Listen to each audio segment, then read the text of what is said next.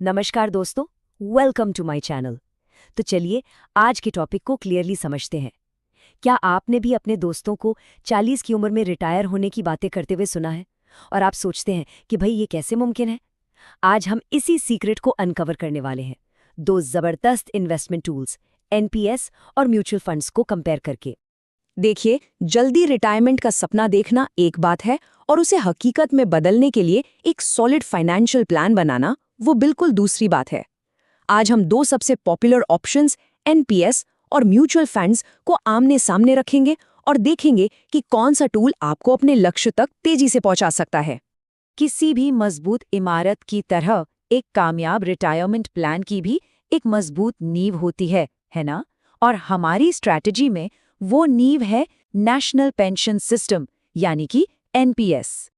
देखिए, एनपीएस को सरकार ने एक बहुत ही खास मकसद से बनाया है, ये पक्का करने के लिए कि आपके पास रिटायरमेंट के बाद एक रेगुलर इनकम का सोर्स हो।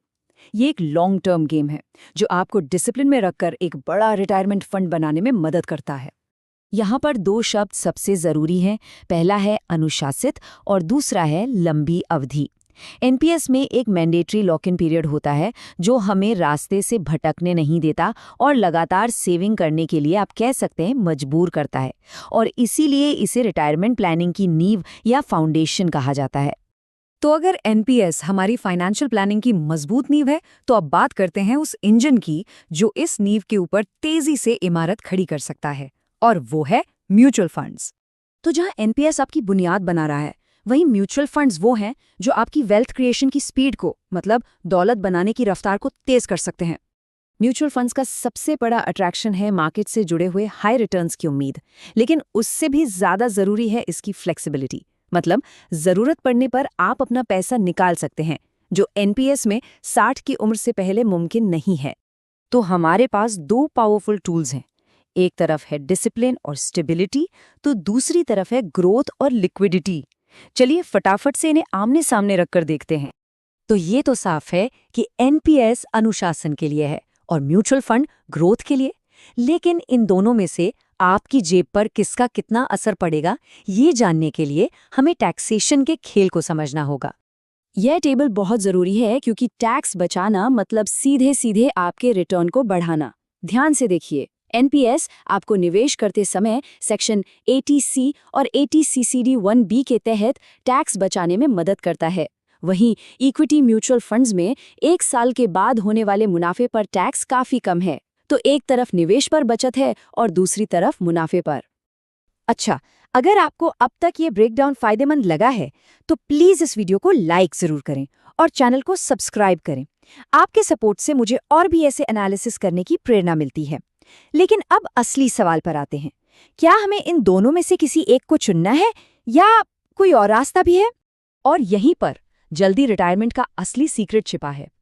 ये एनपीएस या म्यूचुअल फंड का सवाल है ही नहीं, बल्कि एनपीएस और म्यूचुअल फंड की पार्टनरशिप का सवाल है। सबसे स्मार्ट स्ट्रैटेजी इन दोनों को एक दूसरे के खिलाफ खड़ा करने की नहीं है, बल्कि इन्हें एक टीम की तरह इस्तेमाल करने की है। जैसा कि एक फाइनेंशियल एक्सपर्ट कहती हैं, ये दोनों मिलकर ज्यादा बेहतर काम करते हैं। इस स्ट्रैटेजी का सार बस इतना है, एनपीएस आपके रिटायरमेंट के लिए एक सुरक्षित, गारंटीड इनकम देता है, जबकि म्यूचुअल फंड्स आपको वो बड़ी रकम दे सकते हैं जिसकी जरूरत किसी बड़े खर्चे के लिए या अचानक पड़ सकती है। लेकिन इन दोनों में बैलेंस कैसे बनाएं, इसका जवाब आपकी उम्र में छुपा है। तो देखा आपने, 30s में नींव बनाने से लेकर 50s में फ्लेक्सिबिलिटी पर फोकस करने तक आपकी स्ट्रैटेजी समय के साथ बदलनी चाहिए। तो इन सब बातों का निचोड़ क्या है? जल्दी रिटायरमेंट का वो विनिंग फॉर्मूला क्या है? चलिए इसे पॉइंट बाय पॉइंट समझते हैं। सिंपल है, अपनी रिटायरमेंट प्लानिंग की नींव के लिए एनपीएस का इस्तेमाल करें। अपनी वेल्थ को तेजी से बढ़ाने और जरूरत के समय पैसे की अवेलेबिलिटी के लिए म्यूचुअल फंड्स को अपना ग्रोथ इंजन बनाएं। उन्हें कॉम्पिटिटर नहीं बल्कि पार्टनर समझे। अपनी उम्र के हिसाब से दोनों में पैसा लगाएं और आखिर में एनपीएस की स्टेबिलिटी और म्यूचुअल फंड्स की फ्लेक्सिबिलिटी को बैलेंस करें। जब आप एनपीएस की डिसिप्लिन को म्यूचुअल फंड की ग्रोथ पावर के साथ मिलाते हैं, तो आप एक ऐसा मजबूत और बैलेंस्ड पोर्टफोलियो बनाते हैं जो आपको सच में जल्द से जल्द फाइनेंशियल फ्रीडम तक पहुंचा सकता है। तो अब सवाल यह है कि आपकी रिटायरमेंट स्ट्रैटेजी क्या है? क्या आप इन दोनों का इस्तेमाल कर रहे हैं? जल्दी रिटायरमेंट की प्लानिंग में आपको सबसे बड़ी चुनौती क्या लगती है? अपने विचार और अनुभव नीचे कमेंट्स में जरूर शेयर करें। तो दोस्तों, ये था आज का वीडियो। अगर आपको ये इन्फॉर्मेशन वैल्यूएबल लगी हो तो लाइक जरूर करिए। आपका एक लाइक मुझे और ऐसे इन्फॉर्मेटिव वीडियोस बनाने के लिए मोटिवेट करता है। अगर कोई डाउट, सजेशन या ओपिनियन हो तो कमेंट में जरूर लिखिए। इस वीडियो को शेयर करिए उन लोगों के साथ जो अपने पैसों को सही दिशा में इन्वेस्ट करना चाहते हैं।